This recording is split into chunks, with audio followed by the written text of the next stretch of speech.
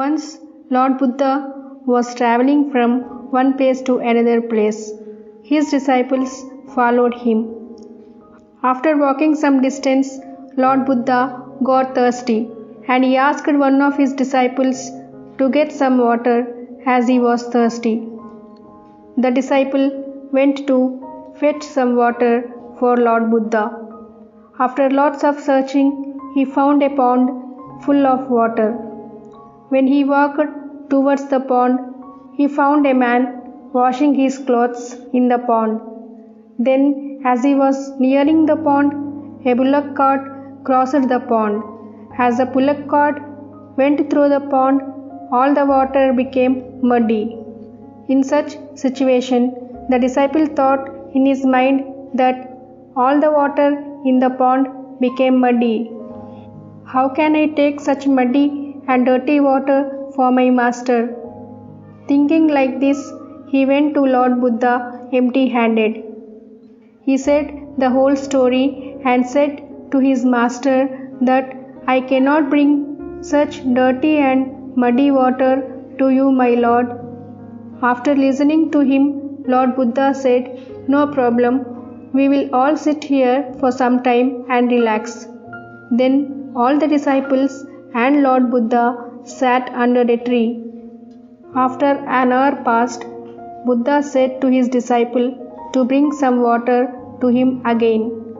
Then the disciple thought that as all the water in the pond became dirty, how can I get some water for my master? But because of Lord Buddha's request, he then went towards the pond. To his surprise, he noticed that all the dirty and muddy water became crystal clear. Then that disciple took the water from the pond as the dirt settled down into the bed of water. The disciple went to Lord Buddha and offered him the clear water. Buddha accepted that water. Lord Buddha then said to his disciple that, "Did you know how much time it took for muddy water to get settled down and to get clear water? The pond required some time for the mud to get settled down, and the same is applicable to your mind also. When the mind is disturbed by some reason, it takes some time for it to calm down. It takes some time for the mind to get out of that thought by itself. You did not do any extra work for that. As the pond became clear after some time, so also our mind. No decisions can be made by a restless mind. Only with the mind which is calm can take wise decisions." Friends, we should not take any decisions with a restless mind. Only a mind which is calm and peaceful can make wise decisions. So also try to be calm so that the mind can take correct decisions.